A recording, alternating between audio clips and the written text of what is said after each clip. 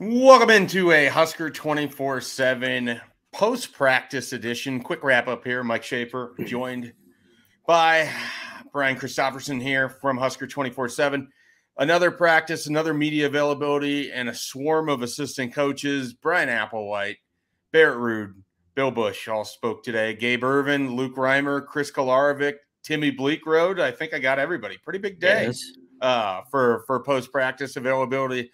We'll start with the thing that is going to be a big question for Nebraska right off the bat, and that's special teams. Bill Busch held court for quite a while. What did you learn from Bill Busch on Thursday here as he kind of walked through where Nebraska's at in fall camp just a few weeks out from the start of the season? Well, he's pretty fired up about how invested guys are in the process of getting better.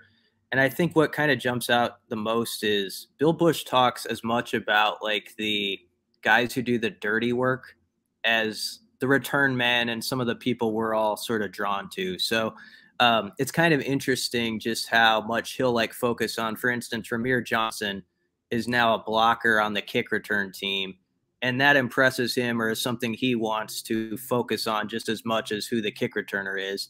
And whether that means anything or not, I don't know. But I do kind of like that it kind of gives you an idea that you have a special teams coordinator who's really trying to show everybody has to be in on this. Like, it doesn't matter if you're the guy with the ball or a guy who not everybody knows about that's involved. You have to be good at your job, and we're going to highlight all those people as much as the guys who sort of are the headline players.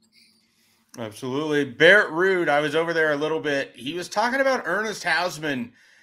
Obviously, this is the deepest position room that Nebraska has on defense, but just kind of feels like Ernest Hausmann is going to make things interesting one way or another, more than likely special teams, but seems to be a lot of excitement about the freshman from Columbus.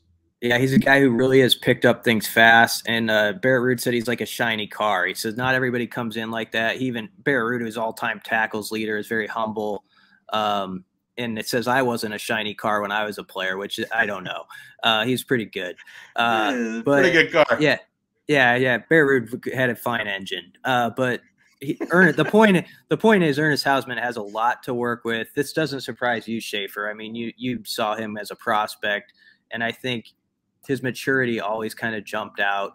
And real quick, though, Ateva Malga-Clements, who they call Va, senior, he's going to be in the mix, and he might be the third linebacker the way Ruud talks about it. Like, I'm not saying that for certain, but I will just note that he was the first guy that came up after Reimer and Henrich, and everybody says Malga-Clements is taking a big step and is just having a really good offseason.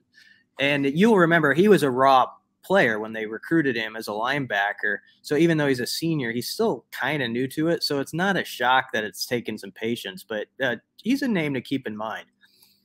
All right.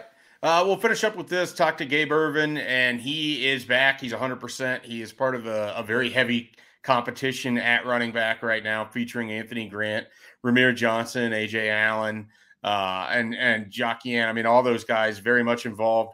Said the competition's good. He feels good. He's put on some weight that he thinks will help him in Big Ten play. And, don't forget about Gabe Ervin. He's certainly going to provide as much of a push as he can from that running back spot. All right, we will be back tomorrow. Scott Frost meets with the media for the first time since Big Ten Media Days. And we'll be back with another one of these quick hitters from practice.